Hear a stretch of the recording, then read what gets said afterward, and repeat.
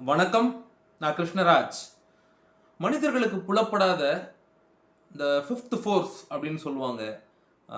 இந்த electro magnetic force, strong force, week force, gravity இதை தாண்டி ஐந்தாவதா ஒரு ஃபோர்ஸ் இருக்கலாம் அப்படின்னு சொல்லப்படக்கூடிய அந்த அறிவியல் கோட்பாடினுடைய அடிப்படையில் ஒரு சில விஷயங்கள் நம்ம தொடர்ச்சியாக பேசிட்டு வரோம்.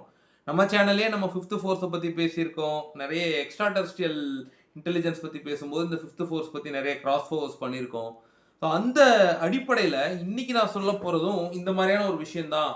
கிட்டத்தட்ட இந்த மாதிரியான ஒரு விஷயம்தான். இது ஒரு மிஸ்டீரியஸான ஃபினாமினன். நீங்கள் ஸ்க்ரீன்ஷாட் தம்ப்நெயிலில் பார்த்துருப்பீங்க. Scalar waves. பொதுவாக ஃபிசிக்ஸ் படித்தவங்களுக்கு தெரியும். ஸ்கேலார், வெக்டார், மேத்தமேட்டிக்ஸ்லையும் நம்ம இதை படிச்சிருப்போம். ஸ்கேலார்னா என்ன, வெக்டார்னா என்னன்னு. I don't want to go deep into that. ஏன்னா ரொம்ப சப்ஜெக்டாக நம்ம போக தேவையில்லை. ஆனால் எளிமையாக சொல்லணும் அப்படின்னா ஸ்கேலார் வேவ்ஸ் அப்படின்னா மேக்னிடியூடை மட்டும் கொண்ட, அளவுகளை மட்டும் கொண்ட, ஒரு ஃபார் எக்ஸாம்பிள் ஒரு ஓசை இருக்குல்ல, சவுண்டு, வால்யூம், இது ஒரு ஸ்கேலார் வேவ் தான். அப்புறம் ப்ரெஷர், அழுத்தம், அது ஒரு ஸ்கேலார் வேவ் தான். டென்சிட்டி, அடர்த்தி, இது ஒரு ஸ்கேலார் வேவ் தான். இப்படி ஸ்கேலார் வேவ்ஸுக்கு பல உதாரணங்கள் நம்ம சொல்லிட்டு போகலாம். சில மனுஷங்களே கூட ஸ்கேலார் வேவ்ஸாக இருப்பாங்க. சத்தம் மட்டும்தான் இருக்கும், ஒரு ரிஃப்ளெக்ஸ் மட்டும்தான் இருக்கும். நம்ம ஒன்று சொல்கிறோன்னா அதுக்கு மேலே பேசிடணும், ஆர்கியூ பண்ணிடணும், இது மாதிரி தான் இருப்பாங்க. இது வந்து ஜஸ்ட் ஃபார் ஃபன் நான் சொல்கிறேன். ஆனால் இந்த ஸ்கேலார் வேவ்ஸ் அப்படிங்கிறது ஃபிசிக்ஸில் லெஜிட்டிமேட்டாக, அதாவது லீகல் தானே, இப்படி ஒன்று இருக்கான்னு கேட்டால் கண்டிப்பாக இருக்குது. ஏன்னா பல அறிவாளிகளாக தங்களை காமிச்சிக்கிற பல யூடியூபர்ஸ் இருக்காங்க. அவங்களாம் வந்து சில பேரை நான் என்ன அவங்க எடுத்து பண்ணாங்கன்னு நான் சொல்லலை. அவங்களுக்கு தெரியாத விஷயங்களை இஎஸ்பி அப்படின்னு சொல்லி என்னென்ன சொல்கிறான் பாருங்க அப்படின்னு சொல்லி மிஸ்டர் ஜிகே கூட பண்ணிட்டு இருக்காரு.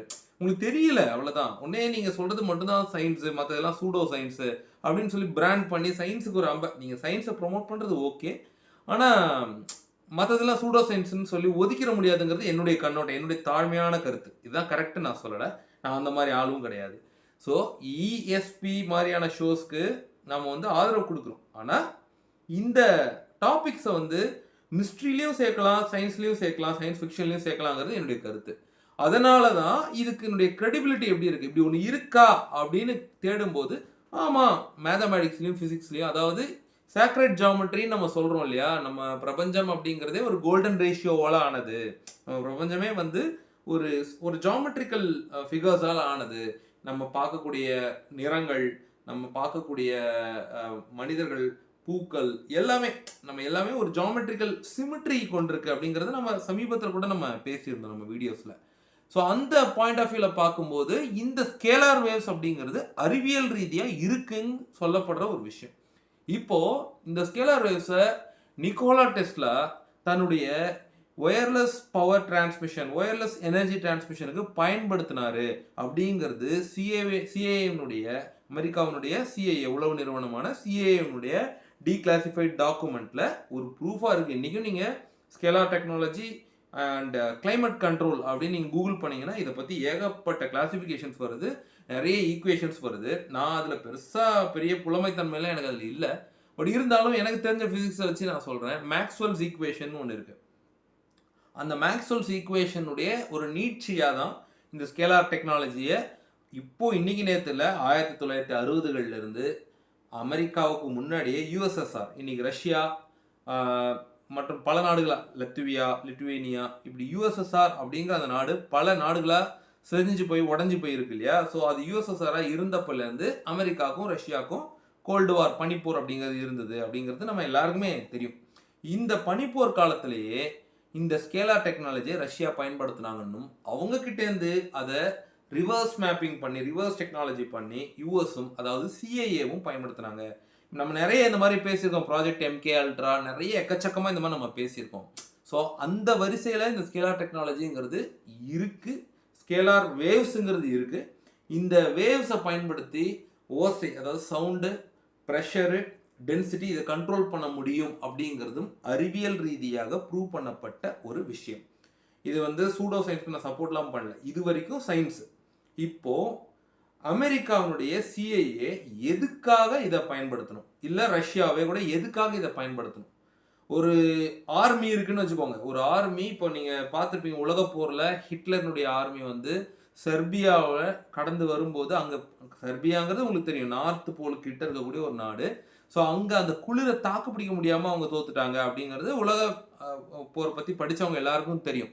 இந்த மாதிரி இது வந்து இயற்கையாக நடந்த விஷயம். இந்த மாதிரி கிளைமேட்டை கண்ட்ரோல் பண்ணக்கூடிய பல விஷயங்கள் இந்த ஹார்ப்லாம் நம்ம பேசியிருக்கோம். HAARP நம்ம சேனல் ஆரம்பிச்ச புதுசுலேயே நான் அந்த ஹார்ப் வீடியோஸ்லாம் பண்ணியிருக்கேன் 2015-16லேயே. இந்த ஹார்ப் மாதிரி கிளைமேட் இன்ஜினியரிங் கிளைமேட்டை கண்ட்ரோல் பண்ணக்கூடிய செயற்கையாக நம்மளுடைய வானிலையை கண்ட்ரோல் பண்ண முடியுமான்னு கேட்டால் எஸ் அப்படின்னு சொல்லலாம்.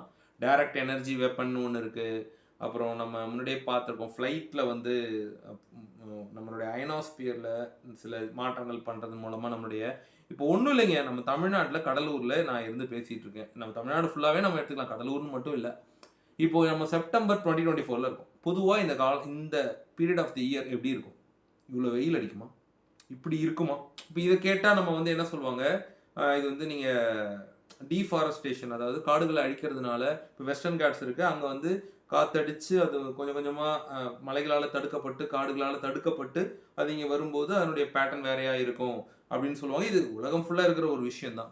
ஸோ ஆனால் இப்போ காடுகளை அழிச்சிட்டிங்க, அதனால் வந்து இந்த மாதிரி நடக்குது, கிளைமேட் சேஞ்சஸ் நடக்குது அப்படின்னு சொல்லி ஒரு காரணம் சொல்கிறாங்க. ஆனால் இப்போ அடிக்கிற இந்த வெயில் இருக்கு இல்லையா, இது வந்து என்னமோ மே மாதத்தை விட ரொம்ப மோசமாக இருக்குது. இப்போ அடிக்கிற இந்த 2024 வெயிலே வந்து ஸ்கேலார் வேவ்ஸை பயன்படுத்தி தான் சொல்கிற அளவுக்கு நான் முட்டாள் இல்லை. இது ஒரு உதாரணமாக சொல்கிறேன். அதாவது இந்த ஸ்கேலார் டெக்னாலஜியை பயன்படுத்தி you can even freeze an army. அதான் நான் சொல்ல வரேன். இதை எங்கே வெப்பனைஸ் பண்ணுறாங்க, ஒரு ஃப்ளீட் ஆஃப் ஆர்மி மென் வராங்க, ஒரு 500 பேரை கொண்ட ஒரு படை வருது. You can just like that you can freeze an entire river. அதாவது ரொம்ப ஃப்ரோசன் டெம்பரேச்சர்ஸ்க்கு கோல்டு க்ரையோ டெம்பரேச்சர்ஸ்ன்னு சொல்லுவாங்கள்ல, அந்த அளவுக்கு இந்த டெக்னாலஜி யூஸ் பண்ணி நீங்கள் ஃப்ரீஸ் பண்ணவும் முடியும். அட் த சேம் டைம் நீங்கள் அவங்க அதாவது மெல்ட் பண்ணவும் முடியும். நான் சொல்கிறதெல்லாம் சும்மா ஓரலாக ஏதோ சும்மா சொல்லி அடிச்சு விடுறேன் உருட்டு இப்படிலாம் சொல்கிறதுக்கான இதெல்லாம் கிடையாது. நீங்கள் இதெல்லாம் கிராஸ் செக் பண்ணி பாருங்கள். அதாவது நம்மளை சுற்றி என்ன நடக்குதுங்கிறத தெரிஞ்சுக்காமல் இருக்கிறதும் மூடத்தனம் தாங்கிறது என்னுடைய பாயிண்ட் ஆஃப் வியூ. ஸோ அதை பற்றி நம்ம தெரிஞ்சுக்கும் போது அதை எடுத்து சொல்கிறதும் நம்மளுடைய கடமைங்கிறதும் என்னுடைய பாயிண்ட் ஆஃப் வியூ. இந்த சிஏஏனுடைய நோக்கம் என்ன, இவங்களுடைய ரோல் இதில் என்ன, இதை பயன்படுத்தி இன்றைக்கும் வந்து கிளைமேட் இன்ஜினியரிங் நடக்குதா, ஹார்ப்பும் இதுக்கு துணை போகுதா அப்படிங்கிறதுலாம் நம்ம இன்னும் கொஞ்சம் தகவல்கள் தெரிஞ்சுக்கிட்டு வந்து தான் பேச முடியும். ஆனால் scalar technology R scalar waves அப்படிங்கிறது உண்மை. இதை நிக்கோலா டெஸ்லா பயன்படுத்திக்கிறதுக்கான வாய்ப்புகளும் மிக பெருசு இருக்குது. அவர் இறந்து போனப்போ அவர் கொலை செய்யப்பட்ட மர்மமான முறையில் இறந்து கிடந்தார். அவருடைய பல கண்டுபிடிப்புகள் காணாமல் போச்சு அப்படின்லாம் நம்ம கேள்விப்படுறோம். அதில் ஒன்றா கூட இது இருக்கலாம். இதை பற்றி உங்களுக்கு ஏதாவது தெரியுமா அப்படிங்கிறத சொல்லுங்கள். நிறைய நம்மளுடைய ரெகுலர் சப்ஸ்கிரைபர்ஸ்க்கெலாம் தெரியும், நம்ம வந்து நியூ வேர்ல்டு ஆர்டர் பற்றி நம்ம நிறைய பேசுகிறோம். புதிய உலக ஒழுங்கு, அதாவது இல்லுமினாட்டின்னு சொல்லுவாங்கள்ல, இந்த இல்லுமினாட்டிஸ் பற்றி பேசாத ஆளுகளே கிடையாது. ஹீலர் பாஸ்கர்லேருந்து மதிப்புக்குரிய பாரிசாலன்லேருந்து எல்லாருமே இதை பற்றி பேசுகிறாங்க. அவங்களுடைய அந்த அஜெண்டா, இந்த elite agenda are the new world ஆர்டர்னுடைய அஜெண்டாவில் ஒன்றா இந்த டைரக்ட் எனர்ஜி வெப்பன்ஸ்லாம் இருக்குங்கிறது நம்ம ஏற்கனவே பேசியிருக்கோம். அந்த மாதிரி இந்த ஸ்கேலார் டெக்னாலஜியும் இருக்குமாங்கிறது ஒரு மிகப்பெரிய ஒரு விஷயமா இருக்குது. இதை எக்ஸ்ப்ளோர் பண்ணுங்கள். இதை பற்றின உங்களுக்கான கருத்து என்னன்னு சொல்லுங்கள். உங்களுக்கு இது முன்னாடியே தெரியும், நீ சொல்ல வந்து சயின்ஸ் தானே, சயின்ஸ் தான், 50% சயின்ஸ் தான். அறிவியலில் இப்படி ஒரு விஷயம் இருக்குது. நம்ம அதில் சொன்ன மாதிரி ஓசை வால்யூம் அப்படிங்கிறது இன்டென்சிட்டியை மட்டும் கொண்டிருக்கும், திசைகள் கிடையாது. அதை தான் நான் சொல்ல வரேன். ஒரு ஸ்கேலார் வேவ் அப்படிங்கிறது ஒரு சுனாமி அலை இருக்குல்ல, சுனாமி வேவ், அது கூட ஒரு ஸ்கேலார் வேவ் தான். இதுக்குள்ள லாஞ்சிடியூடினல் வேவ்ஸ்ன்னு சொல்லுவாங்க. ஸோ இந்த மாதிரி நிறைய உதாரணங்கள் நம்ம இயற்கையில் சொல்லிகிட்டே போகலாம். அதை நம்ம பழக்கி அதை ஒரு ஆர்கெஸ்ட்ரேட்டட் முறையில் செயல்படுத்தும் பொழுது கிளைமேட்டையே சேஞ்ச் பண்ண முடியுங்கிற ஒரு அபரிவிதமான ஒரு விஷயம் இருக்குது. இதை பாசிட்டிவாகவும் யூஸ் பண்ணலாம், அதை குட்டுக்கும் யூஸ் பண்ணலாம், ஈவிலான காசஸ்க்கும் நம்ம யூஸ் பண்ணலாம். ஸோ குட்டுக்கு யூஸ் பண்ணலனாலும் பரவாயில்ல, ஈவிலான விஷயங்களுக்கு யூஸ் பண்ணுறாங்கன்னா அதை பற்றின அட்லீஸ்ட் அவேர்னஸ் அது நமக்கு இருக்கணும். அந்த நோக்கத்தில் மட்டுமே இந்த காணொலி உருவாக்கப்பட்டது. இன்னொரு புதிய சிந்தனை தூண்டும் காணொலியில் சந்திப்போம். உங்கள் அனைவருக்கும் நல்லதே நடக்கட்டும், நலமே சூழட்டும். நன்றி.